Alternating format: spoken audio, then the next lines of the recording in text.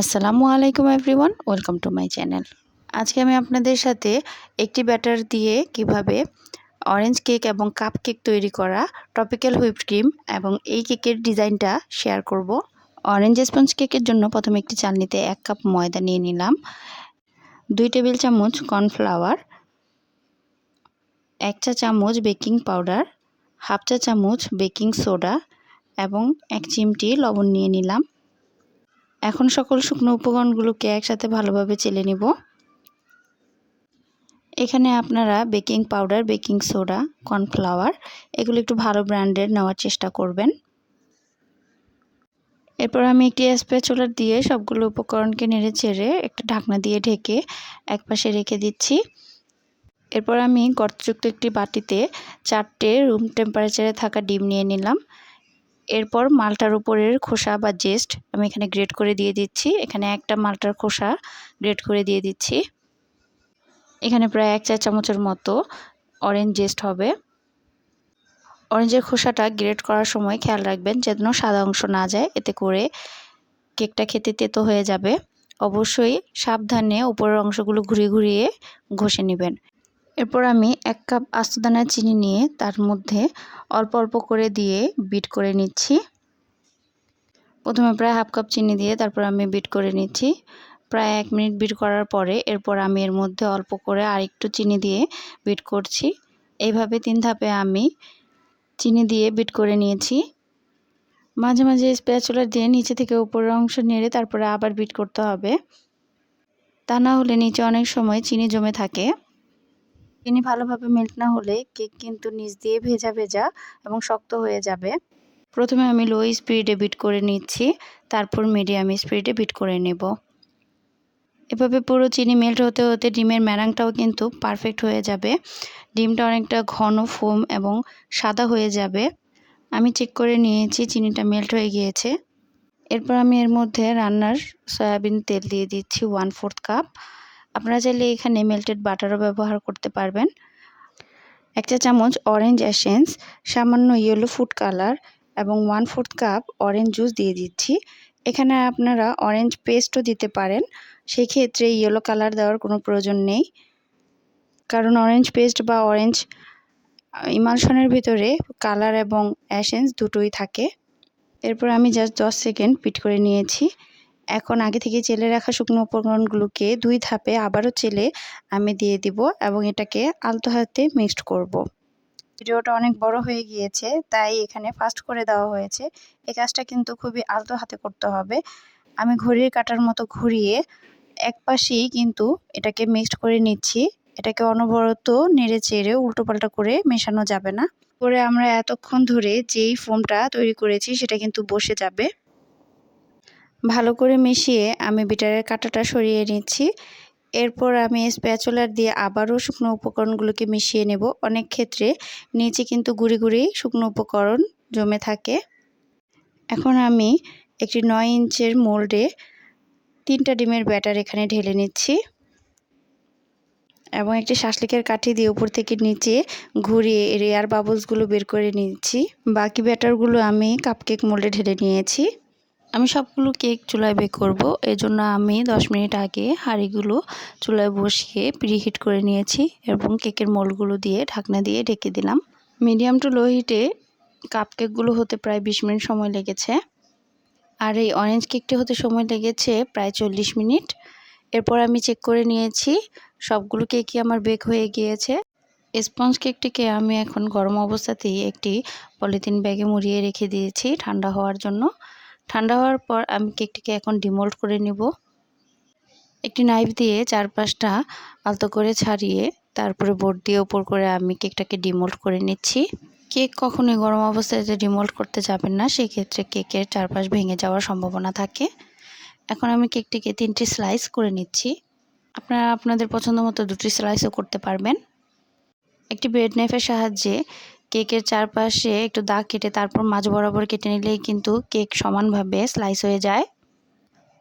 আমি ট্রপিক্যাল ক্রিমটা প্রায় 2 ঘন্টা আগে ডিপ ফ্রিজ থেকে বের করে নর্মাল টেম্পারেচারে রেখে দিয়েছিলাম।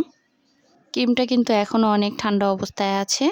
এখানে প্রায় 2 কাপ ক্রিম নিয়ে নিয়েছি।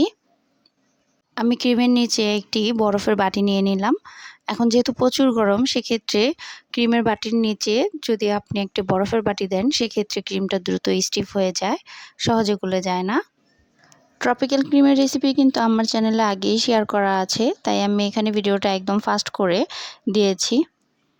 প্রথমে আমি লো স্পিডে, তারপরে মিডিয়াম স্পিডে, একদম শেষে একটু হাই স্পিডে বিট করে নিচ্ছি। এই ক্রিমটা স্টিফ হতে প্রায় 8-9 মিনিটের মতো সময় লেগেছে। ক্রিমটাকে বিট করে চারপাশ থেকে আবার একটু নেড়ে মাঝখানে এনে তারপরে আবার বিট করতে হয়। এতে করে চারপাশের ক্রিমগুলো যে নরম থাকে সেগুলোও ভালোভাবে বিট হয় এবং বাটির চারপাশে ঘুরিয়ে ঘুরিয়ে কিন্তু বিট করতে হয়। এখানে আমি বলছি, যারা আমার চ্যানেলে আজকে নতুন এসেছেন তারা প্লিজ আমার চ্যানেলটিকে ঘুরে দেখবেন। ভিডিও ভালো লাগলে অবশ্যই আমার চ্যানেলটিকে সাবস্ক্রাইব করে পাশে থাকা বেল বাটনে ক্লিক করে দিবেন। আর যারা আমার চ্যানেলটিকে সাবস্ক্রাইব করেছেন তাদেরকে অসংখ্য অসংখ্য ধন্যবাদ। আমি এই ক্রিমের মধ্যে কোনো আইসিং সুগার ব্যবহার করছি না। এই ক্রিমটা কিন্তু এভাবে মিষ্টি হয়ে থাকে। 80% বিট হওয়ার পরে আমি এর মধ্যে 1 চা চামচ কর্নফ্লাওয়ার দিয়ে দিলাম। এই প্রচণ্ড গরমে ক্রিমের মধ্যে যদি কর্নফ্লাওয়ার ব্যবহার করা হয়, সেক্ষেত্রে কিন্তু ক্রিমের টেস্টটাও তেমন একটা পার্থক্য হয় না এবং ক্রিমটাও সহজে মেল্ট হয়ে যায় না। আমার এই কেকটা ফ্রিজ থেকে প্রায় 1-1.5 ঘন্টা ডেলিভারি হওয়ার জন্য বাইরে ছিল, তাতেও কিন্তু এই ক্রিমটা গলে যায়নি। আলহামদুলিল্লাহ, কেকটা কিন্তু সুন্দরভাবে ডেলিভারি হয়েছে। কর্নফ্লাওয়ার দেওয়ার পরেও আমি প্রায় 2-3 মিনিটের মতো বিট করে নিয়েছি। ক্রিমটা কিন্তু আমার এখন একদম পারফেক্ট হয়ে গিয়েছে। দেখতেই পাচ্ছেন স্প্যাচুলা থেকে কিন্তু সহজে এটা পড়ে যাচ্ছে না। এখন আমি বিটার কাটাগুলো খুলে নিলাম। আলহামদুলিল্লাহ, ক্রিমটা একদম পারফেক্ট রেডি। যেহেতু কেকটা একটু দূরে ডেলিভার হবে, সেজন্য আমি বোর্ডে একটু বেশি করেই ক্রিম লাগিয়ে নিলাম। এতে করে রাস্তায় ঝাঁকিতেও কিন্তু কেক নষ্ট হবে না, বোর্ড থেকে সরে যাবে না। বোর্ডের উপরে বসিয়ে এরপরে কেকের প্রথম লেয়ারটা দিয়ে আমি একটু চেপে বসিয়ে দিলাম। এখানে আমি 1 কাপ পানির ভিতরে 4 টেবিল চামচ চিনি মিশিয়ে সুগার সিরাপ তৈরি করে নিয়েছি। ভালোভাবে সুগার সিরাপ পুরো কেকে দিয়ে দিলাম। এরপর আমি এর মধ্যে ক্রিম লাগিয়ে নিচ্ছি। লেয়ারে যতটুকু ক্রিম প্রয়োজন ততটুকু নিয়ে প্যালেট নাইফ দিয়ে চারপাশে ছড়িয়ে দিচ্ছি। যেহেতু আমি 3টা লেয়ার করেছি, তাই এর মধ্যে ক্রিমের পরিমাণ একটু কম দিলেই কিন্তু ভালো হয়। অতিরিক্ত ক্রিম হয়ে গেলে কেকের টেস্ট পাওয়া যায় না। এরপর আমি এর উপরে সেকেন্ড লেয়ারটা দিয়ে দিলাম। চারপাশ প্যালেট নাইফ দিয়ে একটু সমান করে নিচ্ছি, এতে করে বোঝা যাবে কেকটা কি পারফেক্ট উপরে বসেছে কিনা। তারপর আমি সেকেন্ড লেয়ারে সুগার সিরাপ এবং ক্রিম দিয়ে থার্ড লেয়ারটা বসিয়ে দিলাম। কেকের একদম নিচের যে লেয়ারটা থাকে ওটা উপরে দিলে কেকটা কিন্তু সমান হয়। এবং চারপাশে একটু চেপে চেপে আমি চেক করে নিচ্ছি যেন কোনো জায়গা উঁচু এবং নিচু না থাকে। এরপর আবারও ভালোভাবে সুগার সিরাপ দিয়ে দিলাম। এখন অল্প ক্রিম নিয়ে চারপাশটা আমি ক্রাম কোট করে নিচ্ছি। ক্রাম কোট করার কারণে পরবর্তীতে কেক ফিনিশিং দেওয়ার সময় কেকের যে গুঁড়ি গুঁড়ি অংশ থাকে সেগুলো কিন্তু উঠে আসবে না। এরপর আমি কেকটাকে আধা ঘন্টার জন্য ফ্রিজে রেখে দিয়েছিলাম। আধা ঘন্টা পর ফ্রিজ থেকে বের করে এখন আমি ক্রিম নিয়ে পুরো কেকটাকে ফিনিশিং দিয়ে দিচ্ছি। প্যালেট নাইফে অল্প অল্প করে ক্রিম নিয়ে চারপাশে লাগিয়ে এরপরে উপরে বেশি করে ক্রিম দিয়ে দিতে হবে। প্রথম অবস্থায় কেকের ফিনিশিং আনাটা কিন্তু অনেক কষ্ট। আস্তে আস্তে করতে করতে আপনারা কিন্তু এই কাজটা আয়ত্ত করে ফেলতে পারবেন। ফিনিশিং আনার সময় যেখানে ক্রিমের প্রয়োজন হবে সেখানে আবার ক্রিম দিয়ে তারপরে ফিনিশিং করতে হবে। আমি একটা প্লেন স্ক্র্যাপার নিয়ে চারপাশটা সমান করে নিচ্ছি। এই কাজটা কিন্তু আপনারা প্যালেট নাইফ দিয়েও করতে পারেন, কিন্তু এই স্ক্র্যাপার দিয়ে করলে এই কাজটা খুব দ্রুত হয়ে যায়। তাছাড়া যে কোনো ভিজিটিং কার্ড দিয়েও কিন্তু এই স্মুথ করার কাজটা করা যায়। এরপর আমি ব্রেড নাইফ দিয়ে উপরেরটা একটু স্মুথ করে নিচ্ছি। প্রতিবার ক্রিম যেখানে প্রয়োজন হবে একটু দিয়ে তারপরে আবার উপর থেকে টেনে স্মুথ করতে হবে। আমি স্ক্র্যাপারটা দিয়ে আবারও সাইডটা সমান করে নিচ্ছি। এই কাজটা একটু ধৈর্যের সাথে করতে হবে, তাহলে কিন্তু একটা পারফেক্ট ফিনিশিং আসবে না। প্রতিবার ব্রেড নাইফটাকে কিন্তু ক্লিন করতে হবে, একটা টিস্যু দিয়ে মুছে তারপরে আবার টানতে হবে, এতে করে পারফেক্ট একটা ফিনিশিং আসবে। আমি সাইডের বোর্ডটাকেও ক্লিন করে নিচ্ছি।